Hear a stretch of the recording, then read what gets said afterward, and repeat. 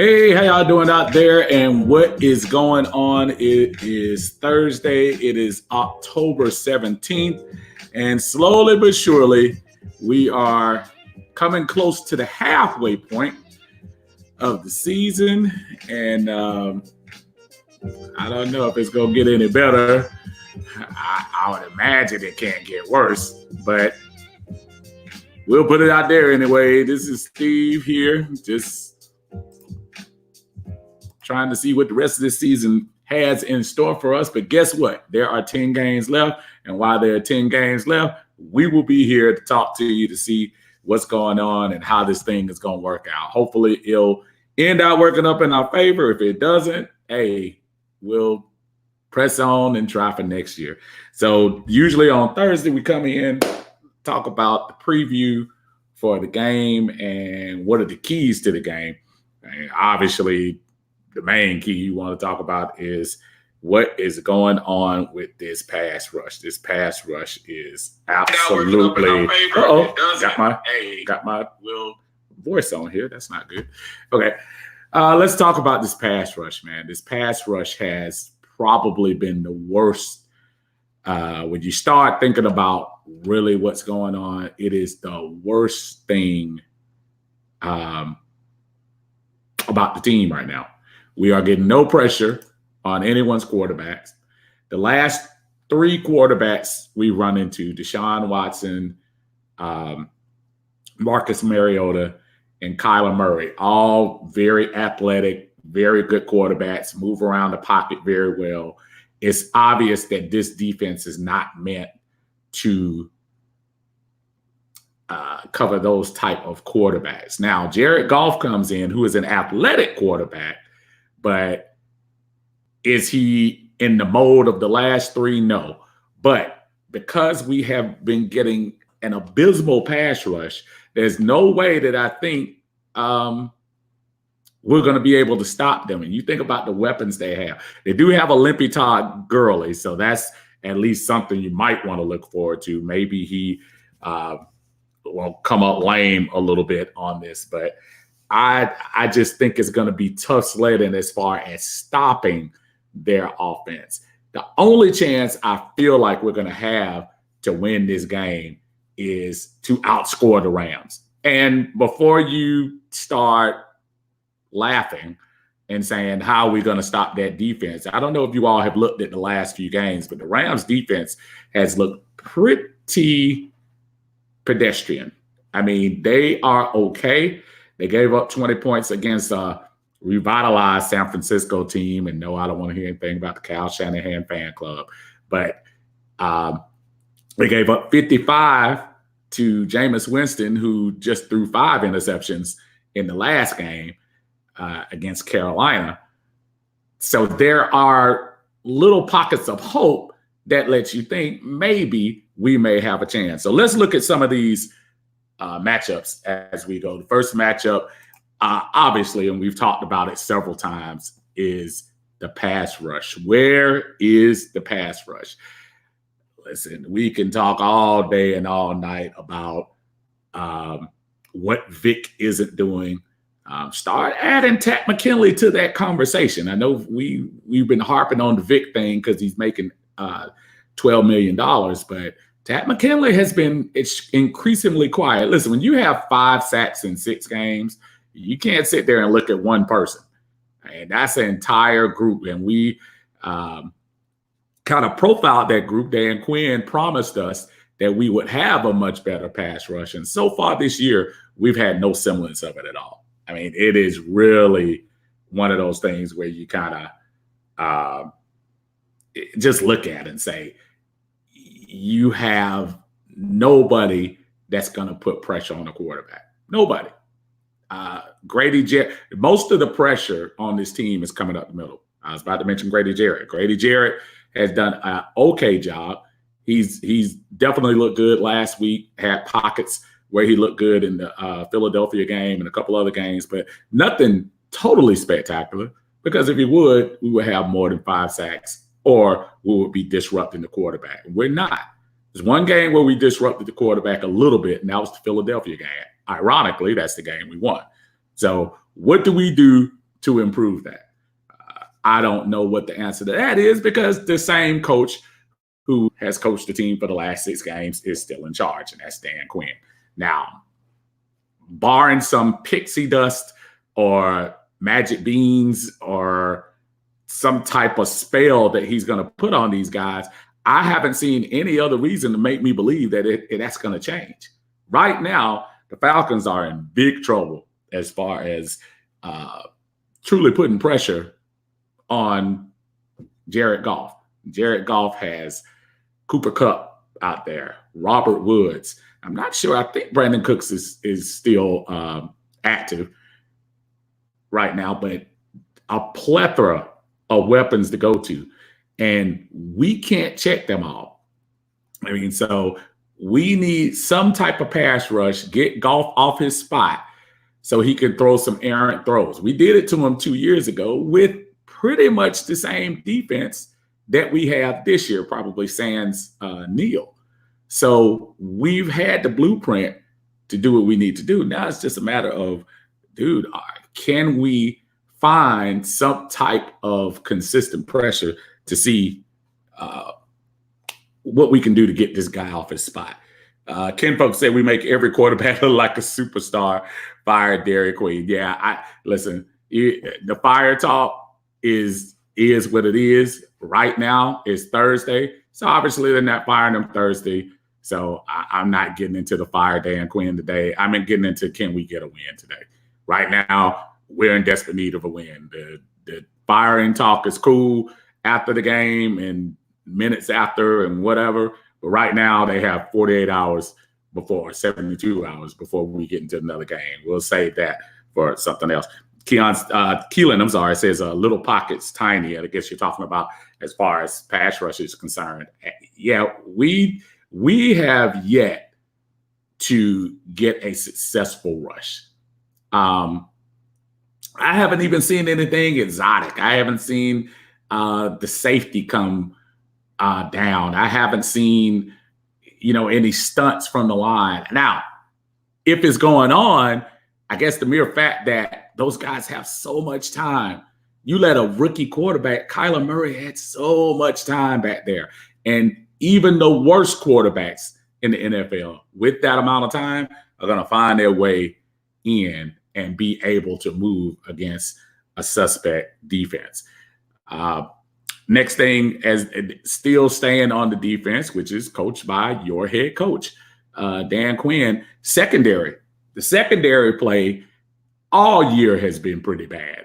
Now, I know Trufant did not play, and not that we totally missed him, because you were getting the same results with Desmond Trufant in there that you probably got last week. A lot of blown tackles, a lot of cornerbacks running 5 yards behind the receiver. Just too many huge plays. And though the referees weren't on our side last week, and I'm sure Detroit is in line at the referee's office trying to see what's going on with that, there's absolutely no excuses. Right now, we're a team that's hurting, and if you want to get better, these guys have to hone their craft in.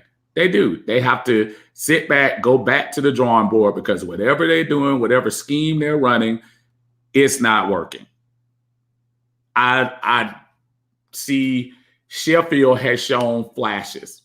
I like what I've seen out of him. I'm not going to sit here and lie to you about that. He is absolutely look like he might be somebody that's ready to move in and possibly take, if not Isaiah Oliver, eventually take Trufant's spot. Again, he is a rookie, so it's going to take time. We heard that last year with Oliver. So we have to keep marching on as far as developing a good secondary. KZ, I saw come in there and they had a couple of stops in there between the middle of the third quarter and in the beginning of the fourth quarter, where there almost seemed to be a light that came on when we were coming back from 17 down. Give credit where credit is due. But again, you have to sustain that. You have to sustain that through the game. You can't allow teams to jump out 2+ touchdowns on you and expect this offense to come back every time. I know there's a lot of criticism about Matt Ryan empty stats. Now, the difference last week, I wouldn't call last week empty stats. The mere fact that we came back and tied, came back and should have tied them at the end of the game. That's a little different from being down like Houston, being down 2 or 3 touchdowns, come back, make it close, Houston scores again, bam, bam, bam. That's a little different.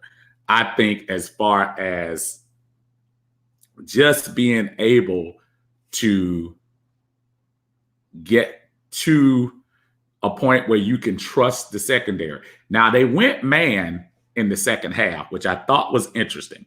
I think when they did go man, it looked like they gave an opportunity for those guys to show off their one-on-one skills. And if you notice slightly, not the whole game, obviously not the first half, when they went man, there was a little bit better coverage going on. I think the zone, when you somebody mentioned it, one of the guys, I think it was on NFL Network, when you don't bump that receiver off the line and you let him have a free run and you're backpedaling back and that guy's just cutting in front of you, I mean, you're giving the receiver like a 5-yard advantage. And he's getting a chance to work up his speed. So anything they catch, the yak is going to be at least 15 yards. So using different techniques, I did like that they changed it up. I did like that they realized, hey, we might have a couple of issues here. Let's change some things up and see if we can get this thing going in a different direction. It's really hard to pinpoint who exactly you want to say blame. There's no blame in this whole thing, but you do have to realize that, look, somebody in the secondary, in the coaching department, is not doing their job. Somebody is not coaching these guys up. And it puzzled me and it baffles me because this was what Dan Quinn was brought here for. This was the reason we invested in the pieces that we had. Dan Quinn was supposed to get the pass rush going. Dan Quinn was supposed to get this secondary playing better. Dan Quinn was going to be hands-on and doing what he was doing. And listen, I was there for minicamp, and I saw the work he was doing. He was hands-on. He was right there in their face. He was doing what he was doing. But 6 games in, when you're 1-5, your defense is basically last in every category. Then you need to start thinking about, making changes.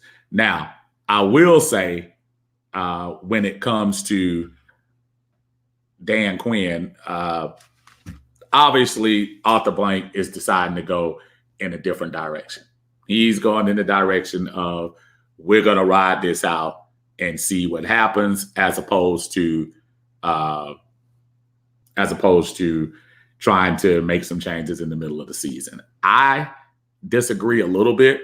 I truly feel like if we're going to make changes, I think now is the time. I think some people are saying wait till the bye week.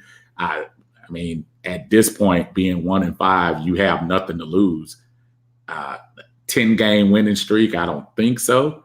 But just to get back to respectability, I think that's something that you want to look at going forward. So again, secondary play is something that I strongly hope they try to improve. Jimmy says, unless we score 35 points, we lose because defense is going to give up at least 20. Defense is going to give up at least 30, I would say. We just haven't been stopping anybody. And that's just the bottom line. We haven't stopped anybody. Picking on the defense the first few minutes, let's look at the offense, the running game. Now, there was a Devonta Freeman sighting this past game, and I think I'm correct. I believe his yards amounted up to 88, which the average star $8 million making running back, that's not a good game. But because Devonta has been doing so poorly, any kind of positive that we found in that is, hey, so we thank you for the 88 yards. Now, what the 88 yards did do, if anybody was paying attention, it did help the passing game out. Now, we've been talking a lot about, as I said before, empty stats and things of that nature. Matt only missed 6 passes this past week. 30 for 36, 360-something, and 4 touchdowns.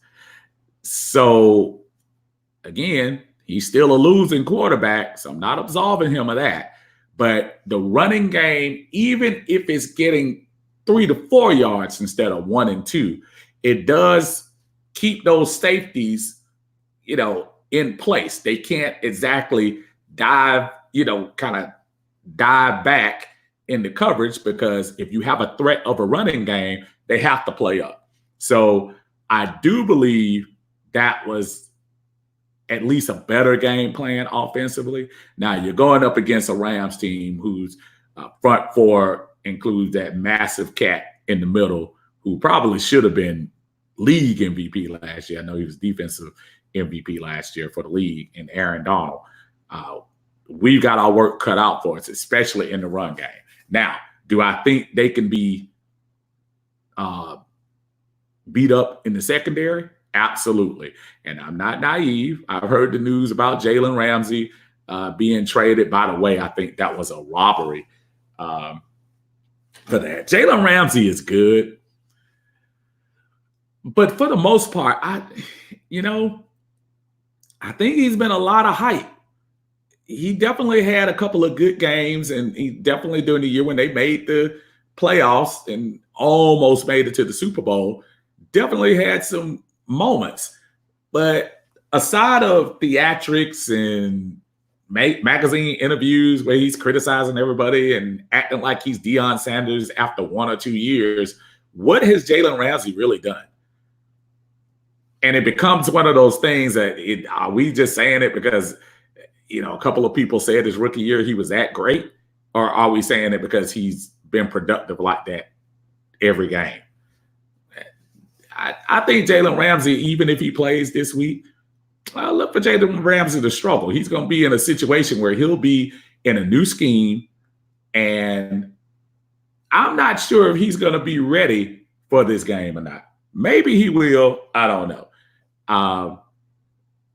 But as far as the running game is concerned, we must have some semblance of it. I know you're going up against a tough defensive line, but you really have to dig in and try to at least get 3 yards, at least 3 to 4 yards to carry.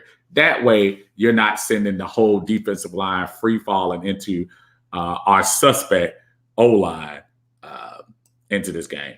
And that actually brings me to probably the biggest key of this game is going to be the Rams defensive line against our O-line. And boy, that does not look like a matchup that we're going to win out on. I think Aaron Donald alone, just his presence is going to be something else, because these cats right now, they're desperate too. The Rams have been absolutely disappointing, and they're in 3rd place in the division they won, the NFC champions.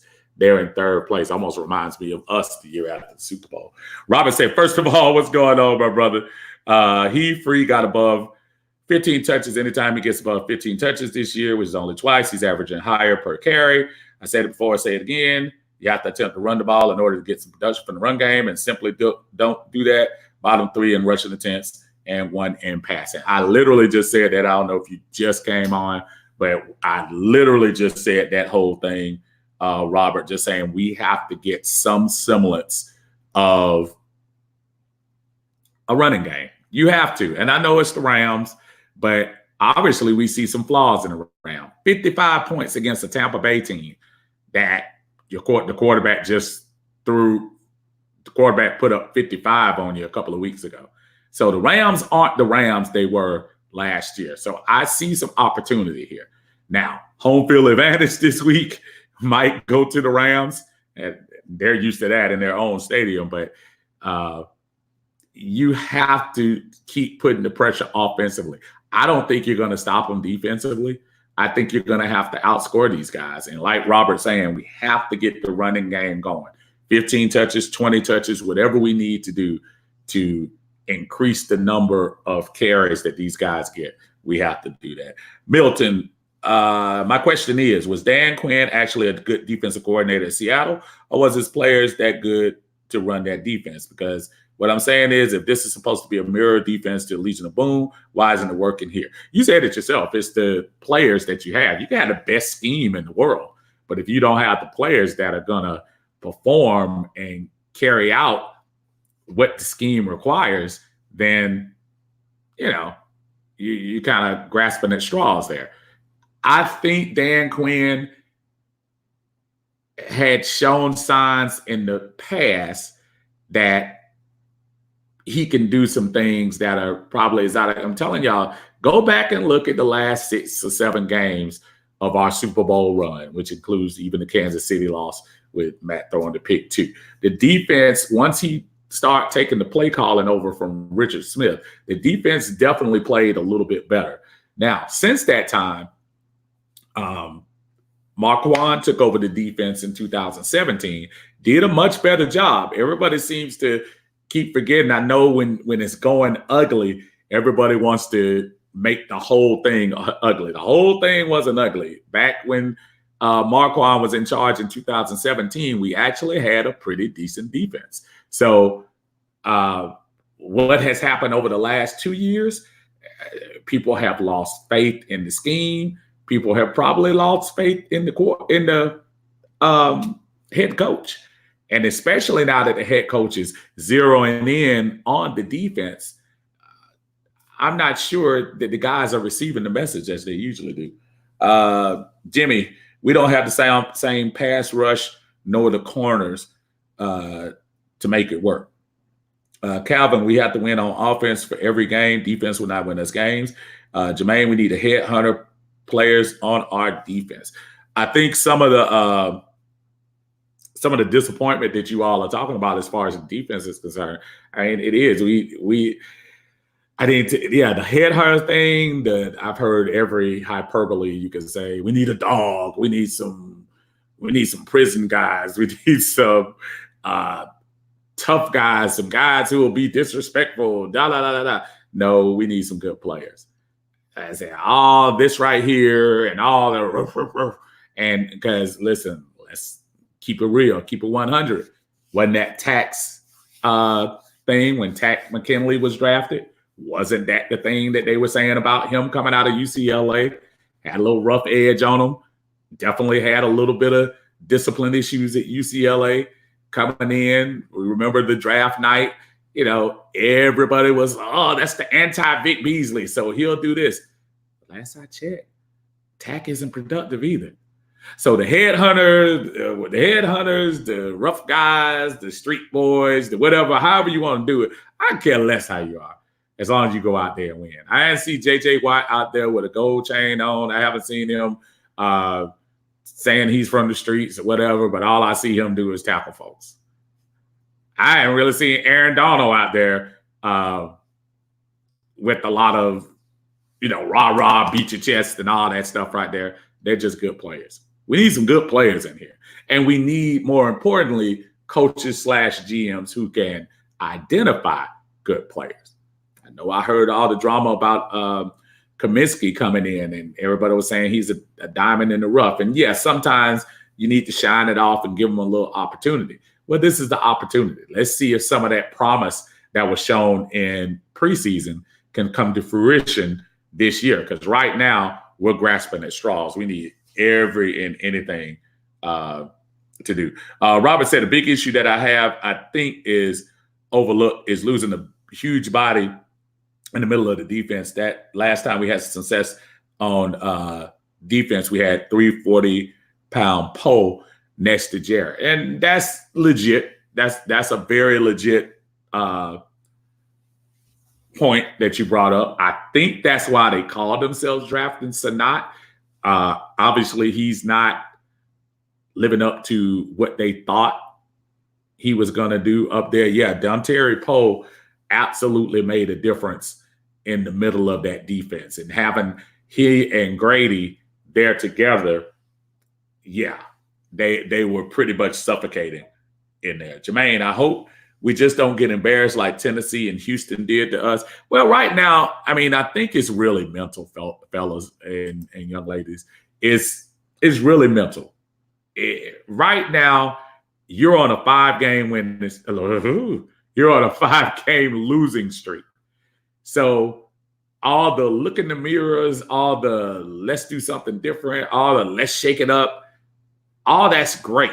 I've seen all the pre-game, the guys coming over, high-fiving, whatever. But our season so far was summed up in that Matt Bryant miss. It's like, what else could happen? What else could happen to this team? The dreaded we're cursed. The dreaded I don't know what to do. We're trying everything. And not to say that that was the end all be all. You had plenty of opportunities before that to, either take the lead or do something that would not let the Cardinals have a chance to come back. But come on, man. You had plenty of opportunities. Milton says, we have the players, but them boys on that defense not playing with heart. To me, watching that Monday night game and seeing the Packers versus Lions, them defenses were playing with heart, and you've seen it. We don't have it. Debo is not even playing the same. And anybody who knows me, I'm always quick about heart. Effort, I can go effort. I can't see another man's heart any more than I can see your heart, any more you can see my heart. And I can sit here and give you this, and you have no idea what's inside my inner workings. Now, effort, that's something I can see. Effort, I can see. Have I seen some guys on Falcons not give any effort? Absolutely. But I don't think there are players, to a man, I don't think there are any players on that team that don't want to win. I don't think I've seen anybody on the sideline sit back on the plays and say, I don't want to win. Because if you don't have heart, you don't come back from 27-10 and almost tie the game. If you don't have heart, you're not trying to make plays. Listen, that play that Kyler Murray allegedly made the first down at the end, how easy would it have been the defense to say, well, they got the ball, they're going to get the first down. Those guys played a really good defensive series to get the ball back, and Kyler Murray did not make the first down. So when you start talking about heart, I kind of question that. Effort can be questioned all day. I believe that. Corey, I hope we win, but if we don't, it should be a close game like last week. Vinny, what's up? How you doing, Vinny? Good to see you, buddy. Trying to just recap some things and see what we need to do as far as the win. I'm already speaking it into existence. The win we're going to get against the Rams. And seriously, we've been talking about the matchups, their defensive line against our defense, about our offensive line, our secondary trying to improve, the lack of defensive line play. I mean, the extreme lack of sacks that we receive. Right now, as I was telling folks when they first started, who we're going to fire, who's the coach going to be, all that stuff. Fair talk for after the game. Right now, it's time to get ready for the game. So I'm trying to see from you all, what do we need to do to win the game? What do we need to do to make this game successful for us? The Rams aren't coming in here on a high. The Rams have actually been struggling pretty well. I mean, it's well documented that they have been not the great defense they have.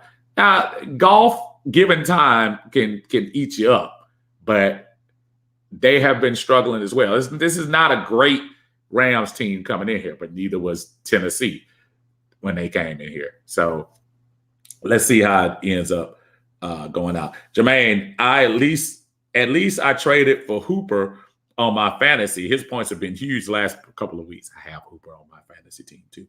Vinny, if we're going to win, we got to put some pressure on the quarterback. And that's really, Vinny, when you start kind of breaking it down, that's the biggest thing we don't have. We don't have a pass rush. And to let a rookie quarterback have the time he had, and I mean, we were putting him on display like it was where what was the game you used to play in the backyard? We used to play quarterback, had to play both ways, but you couldn't touch the quarterback. That's basically what it looked like. Kyler was able to rear back, throw some passes, and he started, he missed a few passes and missed some time, but we were putting no pressure on him. And when you put no pressure on a quarterback that has any NFL experience, they're going to eat you alive. Anybody. Jimmy, sacrifice a live goat. We win. Well, I don't want to sacrifice a goat, but I understand what you're saying. Yeah, we do need some type of something out of the ordinary to get this thing going. I feel like listen, it's the Falcons against the world at this point. They're gonna come to this stadium on Sunday, and I'm trying to tell you, it's gonna be ugly with these fans. I'll be there, but I'm trying. Look, when you go to this stadium, it's gonna be a lot of empty seats. And I'm sure a lot of us are going to be posting talking about how empty this is. It's going to be a lot of Rams fans who probably hadn't planned on coming before, but when they saw we were 1-5, they know they're going to have opportunities to get some seats in this game. There is going to be opportunity in this game, but we must get a pass rush. We must execute on offense. We must have the running game be something similar and even better than we had last week. I mean, Free had a couple of good runs. He's still not there, but he definitely had his moments in this game. I'll give him a small golf clap, but we need a lot more from him if we're going to win. Robert, we need to blitz. We can't seem to get pressure with our front four, so bring some extra backers and corners and put some pressure on golf. I don't understand why we're not trying that. Even if you feel like the guys that you have aren't able to pull it off perfectly, you have to try something. Going back to 2 weeks ago when Deshaun Watson was basically telling everyone the blueprint on how to beat our defense. So we must do something different. Doing the same thing is just baffling to me. Hey, Lisa, yeah, something sacrificial is in order. We suffered enough. Yeah, that goat idea is good. I give them some ribs, maybe. I sacrifice some ribs. Jermaine, it's because we stay in that zone defense and wait for the quarterback to throw, then react, which I don't get because that's giving the player all the time in the world to make big plays. And that's the mind-numbing thing, Jermaine, is that after 6 games, whatever you came up with in preseason, which I hope it wasn't just one defense, the way today's NFL goes.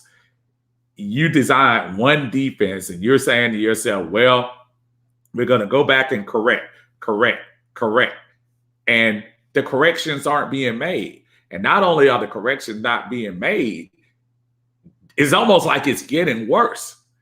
There was a small glimmer of hope between the middle of the third quarter, because they came out and scored, I believe, starting the third quarter.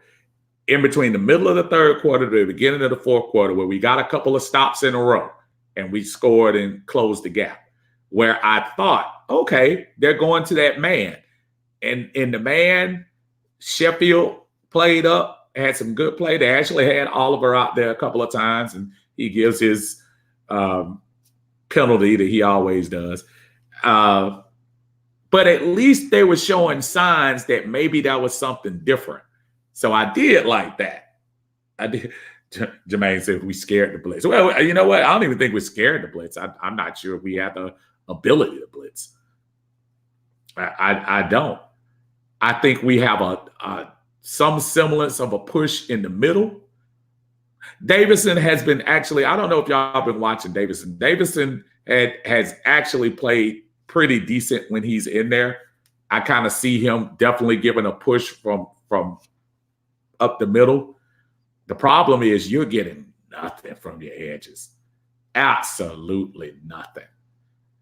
And for those of you, every time somebody comes up and is available for a trade or whatever, the problem is nobody's going to trade us anything. If anything, people are looking on our team to handpick, almost hoping and praying we lose these last 2 games.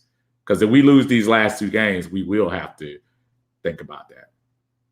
You start thinking about some of these players going for draft. Again, that Jalen Ramsey thing, and Jalen will be here.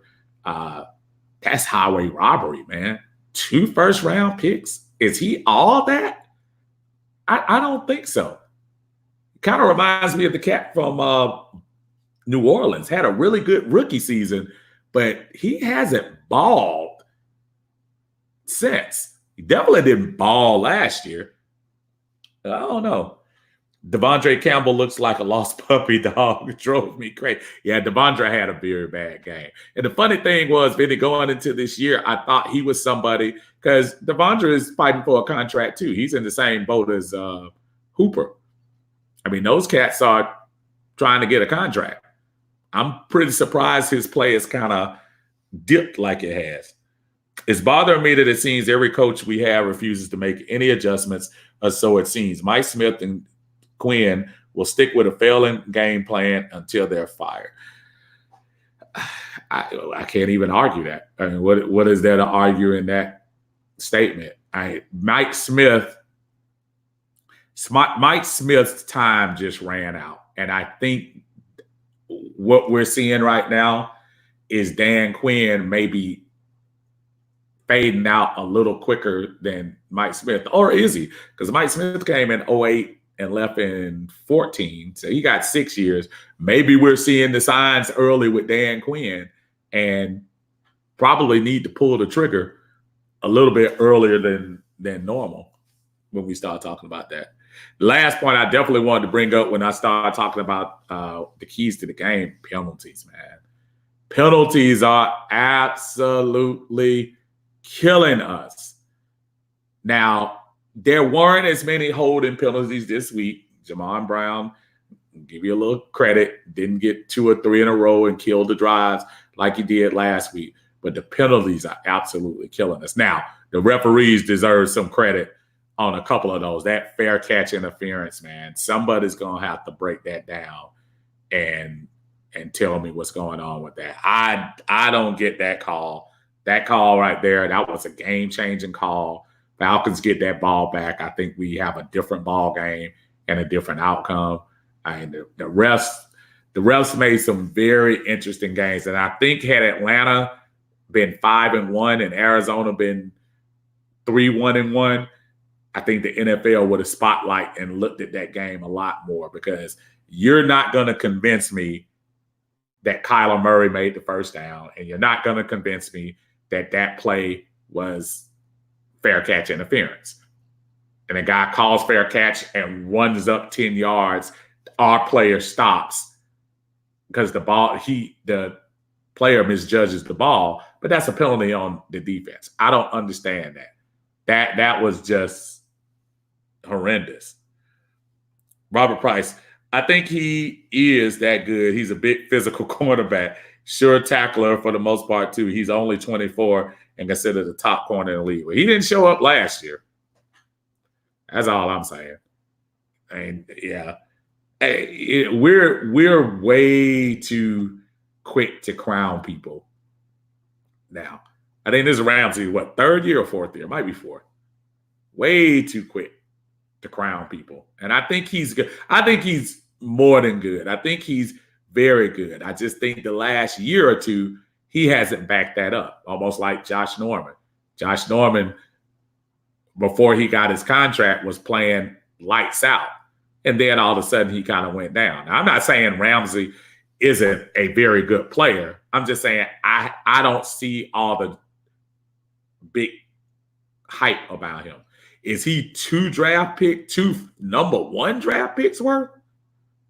Two number one draft picks? I'm not sure about that. Did Bobby Petrino? Yeah, right. I'm not sure about Bobby Petrino. I don't even know what he's doing these days. Is he still who is that? I know he left Arkansas. He's on the motorcycle with the young lady. But yeah, those days are definitely gone. Cedric, Ramsey's way better than True Font. I'm not saying he's not. I didn't say, listen, True Font right now is playing practice squad work. I wasn't making a comparison with True Font. True Font is, yeah, I mean, for you to even put True Font in that sentence is probably a waste of typing. Jermaine says, you know what they say about Crowning and who they thought they were. Absolutely.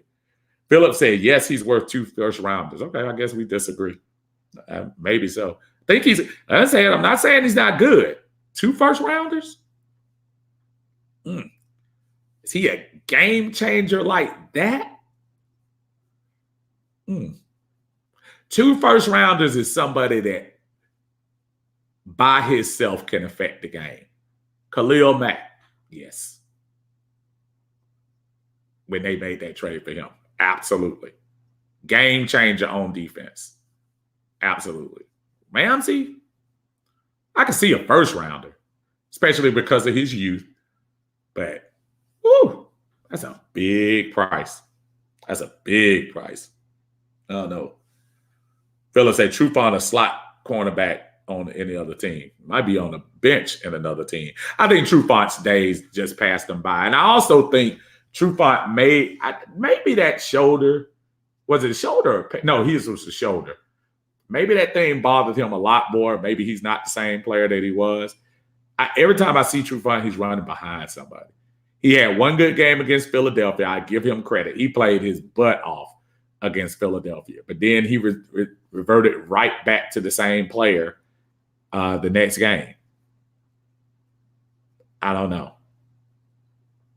I say, obviously, y'all are Jalen Ramsey fans, so I'm not. Look, Jalen Ramsey to me, he talks a lot. He had a very good year the year they went to the championship game, but yeah, I don't know. And I think I scrutinize folks who want to be the big story, who want to, the Brinks truck at preseason, all that stuff. You gotta, I need you to be a every game changer if you're doing that. I don't need, especially Jacksonville right now. You're doing a lot of talk. It's almost like what's my buddy's name from Cleveland? Baker Mayfield. How many Baker Mayfield commercials did this cat do in the offseason? I'm going to tell you, here's the deal. Everybody fell for it. The little smirk, the little, talking a little junk, got a little chip on his shoulder, all of that. Everybody fell for it. State Farm, Hulu, somebody's food place. I saw everybody is falling for it. Dude is in all kinds of commercials. And I say good for him. I'm not saying not bad for him. Good for him. He's 2-4. So Jermaine says, I think them giving up 2 first rounders was desperate move because Talib is on IR. That could be true. Robert Price, most quarterbacks avoid his side. Anytime a DB can take away a side of the field, that makes him a game changer, in my opinion. Again, not doubting he's not a very good quarterback, saying I wouldn't have given him 2 first rounds. And that's fine. That's fine that he can shut it down. Yeah, that's true. You're not going to get me to say he's not a good player. Just don't think he's worth 2 first rounds. And I think if you do a lot of yapping, I think you got to do more backing it up on the field. There's just something. I think everybody wants to be the next Dion, and everybody can't. All the talk and all of that mess. And I know he set me off about the interview he did last year where he was dogging out quarterbacks and players, including Matt Ryan and stuff like that. Just something about that. You hadn't been in the league long enough to do that. But again, that's today's generation. Everybody loves that crap. But I'm somebody to show me. Mayfield had a Frito-Lay's commercial courtship on his show. See, that's my point. Baker Mayfield give his agents and everybody credit. They turned his little personality into something bigger than it is. And with the team that they're having, and I told everybody too, you see Odell got mad on the field last week, not the past win, but the loss, not the past loss, but the other loss he had before the Baltimore win. Start complaining. I told people it's only going to take a matter of time before Odell was going to start chirping at Baker. They were acting like that was going to be a marriage made in heaven. No, absolutely not. It's going to take time. I think they have the potential to be a good team in the next couple of years. Absolutely. You had people talking about Cleveland going to the Super Bowl this year. Nah, slow down. Slow down. So anyway, wrapping it up because I got to go. Y'all think I'm crazy and I'm playing Homer, but this Rams team is just as desperate as we are in this game. While they may not get home cooking in the mere fact that you're going to get a 70,000 fan full stadium, I think it might be some good deal to come home for the Falcons. Been on the road. That was a tough loss to Arizona. Granted, it wasn't the greatest team you played against. That was a tough loss because contrary to somebody else talking about the heart, they gave a little heart because if you don't have heart, you lay down and lose that game by 20 points. They could have easily done that. They did not as a team. I think that's going to bode them well. Do I think their defense is going to stop anybody? No. But I think even Jalen Ramsey, if he plays during this game, and reports sound like he just might, I think him by himself is not going to be enough to win.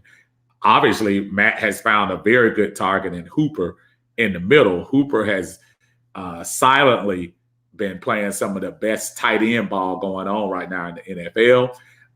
Defensively, I don't like anything we're doing. If we can just hold these cats to maybe right about 33, 34 points, I truly feel like we have the offense now. Especially, I think Matt is starting to crank up a little bit, get a little bit warm.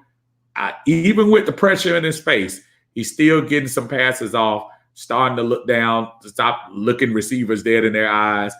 Accuracy, you can't deny this year that his accuracy is on, even though he has people in his face.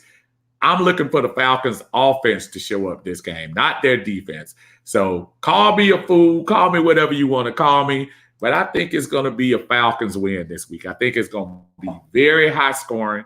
I think it's going to be one of those games that both teams are going to be playing desperate. I think it's going to come down to the last minute. Matt Bryant may get his chance at redemption, and trust me, I know he's ready to get it. That was an awful moment for him, awful moment for his career. Look for the Falcons to show up this game, folks. I'm going to call it 37-36. Birds get back in the win column. Is it enough to save the season? Probably not. But is it enough to maybe make the guys feel good? Getting ready to go into a bye. Remember, you have a much tougher Seattle team coming up the next week. So I think this Rams game is going to be brutally important because I got a sneaky feeling that Russell's going to come in here and coming back to his wife's hometown and is ready to show out. So look for this game, high scoring. I think the Falcons are going to sneak this one out, y'all. Think we're going to be breathing a sigh of relief that at least the bleeding can stop this week. Look for the Falcons, 37-36. Falcons win. Mark it down. I'll be here on Sunday to talk to you. Actually, it'll be kind of different this week too. because a few of you have asked. About it. I actually got my line hooked back up. So starting Sunday, we will be taking calls. If you guys don't forget, I'm on the Be Live platform too. Love to bring you all in on the conversation. You all can come in and talk to me live. Again, we're not going to play co-host thing, but I'll definitely let you all get a lot of your feelings out. I know my classmate was telling me, she said she didn't like typing a lot. Well, here's going to be opportunities. So 2 opportunities.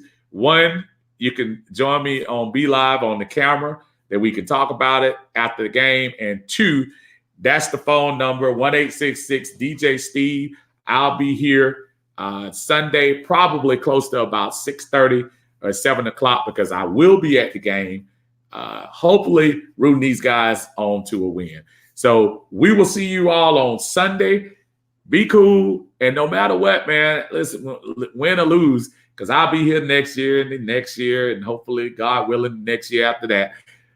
Rise up, rise up, rise up. Y'all take care and have a great rest of the week.